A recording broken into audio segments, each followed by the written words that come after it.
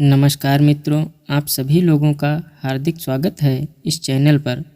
दोस्तों, जैसा कि आप सभी लोगों को मालूम है, विद्यापति मैथिली के महान कवि हुए। साथ ही वे भगवान शिव के अनन्य भक्त थे।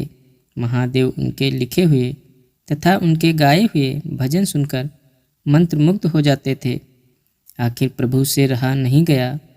एक दिन वो भेष बदलकर विद्यापति के पास पहुँचे और खुद को नौकर रखने का आग्रह किया।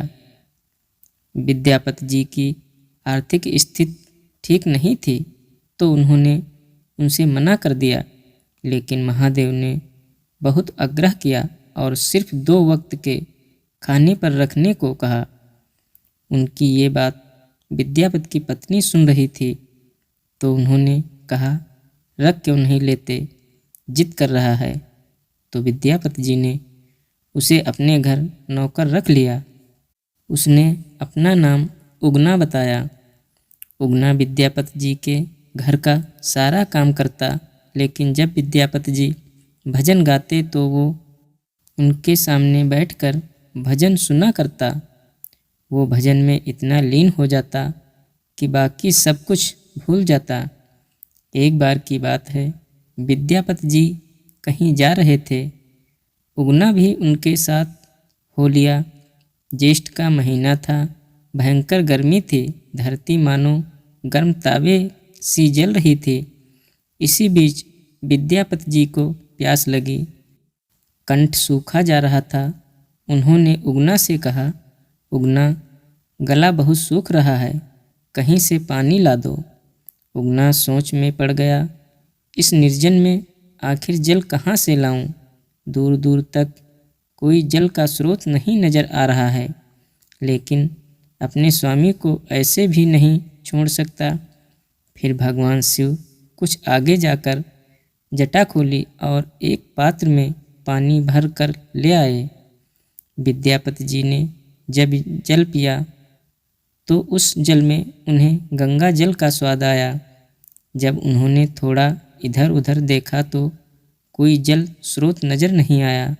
तब उन्हें थोड़ी शंका हुई, हो ना हो ये उगना कोई सामान्य व्यक्ति नहीं है।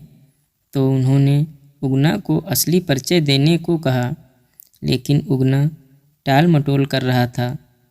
आखिर विद्यापति भोलेनाथ से बोलते हुए उगना के चरणों में गिर पड़े। फिर भगवान ने उन्हें अपना वास्तविक रूप दिखाया और बोले, मैं तुम्हारे पास तब तक रहूँगा जब तक तुम मेरा भेद किसी को नहीं बताओगे।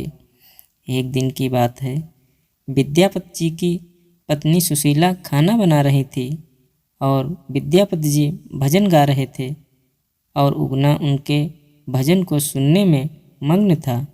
तभी विद्यापति की पत्नी सुशीला ने उगना को आवाज़ दी, लेकिन उगना को होश कहाँ। जब 1-2 बार आवाज़ देने पर उगना नहीं आया तो सुशीला जलती हुई लकड़ी लेते हुए गुस्से से उगना की पिटाई करने लगी।